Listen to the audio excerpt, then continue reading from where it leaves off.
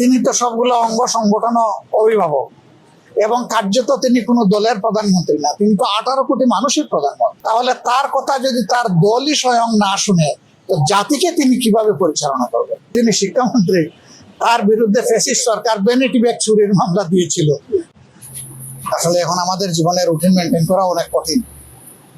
আমরা এসেছিলাম গত 3 দিন আগে হবিগঞ্জে এনসিপির নেতৃবৃন্দের সাথে একটা দুঃখজনক ঘটনা ঘটেছিল। হবিগঞ্জ সদরে তাদের একটা মিটিং ছিল টাউন হল ময়দানে। এটা শেষ করে ফেরার পথে তাদের উপর হঠাৎ করে বর্তমান সরকারি দলের কিছু উচ্ছৃঙ্খল লোক, সন্ত্রাসী লোক আক্রমণ করে এবং আক্রমণে অনেকেই আহত হন। এর মাঝে গুরুতর আহত হয় আলিফ। সে খুব গরিব পরিবারের একটা সন্তান, মা মানসিকভাবে অসুস্থ, ভারসাম্যহীন, বাবাও অ্যাক্সিডেন্ট করে ঘরে পড়ে আছে। বড় একটা ভাই এখানে দেখলাম, সেও খুব সুস্থ না। এই ছেলেটা একদিকে লেখাপড়া করে, আরেকদিকে টিউশনি করে পরিবার চালায়। এইরকম একটা ছেলের উপর আঘাত, আর বিশেষ করে 24-এর পরে এরকম কাউকে আবার চোখ হারাতে হবে, এটা আমরা কল্পনাও করি না। আমরা এই ঘটনার নিন্দা জানিয়েছি, আবারও নিন্দা জানাই। যারা এটা করেছে অবশ্যই তাদেরকে আইনের আওতায় পাকড়াও করে এনে শাস্তি নিশ্চিত করা উচিত। তা না হলে আমরা 24-এর পরের বাংলাদেশে এই সন্ত্রাস আর দেখতে চাই না। এই সন্ত্রাস ফেসিবাদেরই ছায়া। ফেসিবাদকে বিদায় করার পরে আবার ফেসিবাদ, এটাই জাতি মানবে না, বরদাস্ত করবে না। আমরা তার সুস্থতা কামনা করি। চিকিৎসক যারা আছেন তাদের প্রতি আমাদের আহ্বান, তারা যেন তাকে যথাযথ চিকিৎসা প্রদান করেন, সে সুস্থ হয়ে আমাদের মাঝে ফিরে আসুক। একটা কিশোর ছেলে মাত্র ইন্টারমিডিয়েট ক্লাসে লেখাপড়া করে, তার উপর আবার তার পরিবারের চাপ। আল্লাহ রাব্বুল আলামিন এই চাপ বহন করার, সহ্য করার তৌফিক তাদেরকে দান করেন। আসলে এই ধরনের ঘটনা সবার জন্যই হৃদয় বিদারক। আমাদের খুবই কষ্ট লাগে যে এই ধরনের ঘটনা পরিবর্তিত এই বাংলাদেশে ঘটছে। আমরা এখানে দেখতে চাই যে সরকারি দল কি করে, তাদের এই সমস্ত লোক যারা সন্ত্রাসী কার্যক্রম পরিচালনা করেছে, এটা খুবই দুঃখজনক। পরে আমরা দেখলাম যে এই ঘটনার তারা যখন বিচার চাইতে যাবে, থানায় মামলা করতে যাবে, তখন তাদের মামলাটা পর্যন্ত করতে দেওয়া হচ্ছে না, নেওয়া হচ্ছে।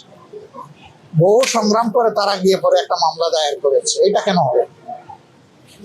কারো বক্তব্য কারো পছন্দ না হলে আরেকটা বক্তব্য দিয়ে তার জবাব দেবে। আর তিনি যদি কোনো গুরুতর অপরাধ করে থাকেন, তাইলে আইনের আশ্রয় নেবে, কিন্তু নিজের হাতে আইন তুলে নেওয়ার অধিকার তো কেউ কাউকে দেয়। বিশেষ করে সরকার, যাদের দায়িত্ব হচ্ছে দেশে আইন শৃঙ্খলা রক্ষা করা, তারাই যদি আইনের রক্ষক না হয়ে ভক্ষক হয়ে যায়, নিজের হাতে আইন তুলে নেয়, তাহলে জনগণ কে কার কথা শুনবে? এরকম একটা বিশৃঙ্খল সমাজ চলতে পারে না।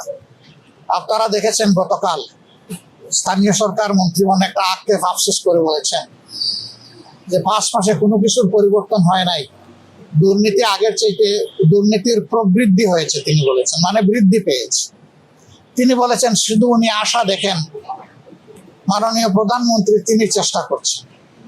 আমাদের বক্তব্য, প্রধানমন্ত্রী তো দলের প্রধান, তিনি তো সবগুলো অঙ্গ সংগঠন অভিভাবক এবং কার্যত তিনি কোনো দলের প্রধানমন্ত্রী না, তিনি তো 18 কোটি মানুষের প্রধানমন্ত্রী। অভিভাবকত্ব তার।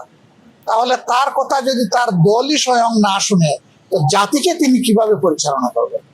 এই জাতির প্রত্যাশা তার মাধ্যমে তার শাসনে পূরণ হবে কিভাবে? আমরা ওই ধরনের ব্যর্থতার কাহিনী আর গল্প আর শুনতে চাই না। আমরা দেখতে চাই মুখের কথা নয়, কাজ দিয়ে প্রমাণ হবে যে এই দেশ আমাদের সবার, এবং সরকারি দল দায়িত্বপূর্ণ জায়গা থেকে দায়িত্ব পালন করছে। মানুষের জীবনে স্বস্তি, শান্তি এবং শৃঙ্খলা ফিরে আসছে। আমাদের একজন স্বরাষ্ট্রমন্ত্রী আছেন, তিনি যে কি করেন আমি কিছুই বুঝি না।